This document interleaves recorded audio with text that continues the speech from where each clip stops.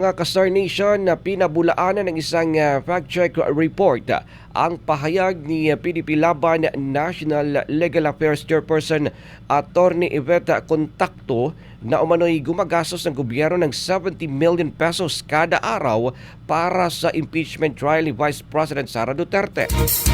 Lumabas ang naturang pahayag sa isang video na in-upload noong Hulyo 9 sa Facebook page na Nobyembre kung saan nagsasalita si Contacto sa isang media forum sa punong himpilan ng PDP Laban. Ayon kay Contacto, umabot umano sa 70 million na ginagastos ng pamahalaan sa bawat araw ng impeachment proceedings at lumalabas na mas malaki pa ito kaysa sa halagang iniuugnay sa mga questionabling paggasta ng Vice Presidente. Gayunman, walang opisyal na record mula sa Senado, mga dokumento sa budget o pahayag ng impeachment court na sumusuporta sa naturang halaga. Sa katunayan, sinabi ni Senate President Sherwin Gatchalian noong Hulyo 16 na wala umanong karagdagang gastos ng Senado sa pagsasagawa ng impeachment trial dahil itinuturing lamang itong katulad ng isang regular na sesyon ng kapulungan. Ipinaliwanag ni Gatchalian ang prosekusyon at depensa ang sumasagot sa kanilang sariling gastusin gaya ng pagkain, internet at pag-imprenta ng mga dokumento. Nauna rin sinabi ni Gatchalian na umabot sa mahigit kumulang 25 million pesos kada araw ang regular na operational expenses ng Senado, kabilang na ang sahod ng mga empleyado at bayarin sa mga pasilidad na ginagastos ng institusyon kahit walang impeachment trial.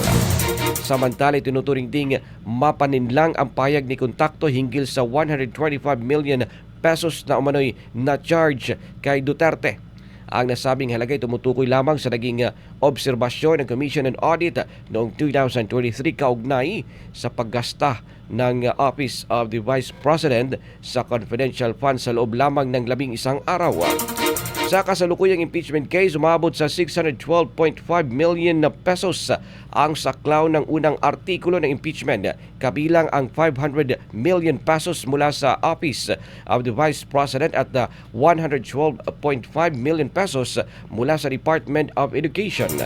Bukod dito, may 3 pang artikulo ng impeachment na kinakaharap si Duterte na may kaugnayan sa umano'y hindi maipaliwanag na yaman, mga issues sa procurement at panunuhol at mga umano'y banta laban kina Pangulong Ferdinand Marcos Jr., First Lady Lisa Areta Marcos at dating House Speaker Martin Romualdez. Ang PDP Laban na pinamumunuan ni Davao City Mayor Sebastian Basti Duterte bilang partido president ay hayagang tumututol sa impeachment case na kanilang inilarawan may motibong politikal.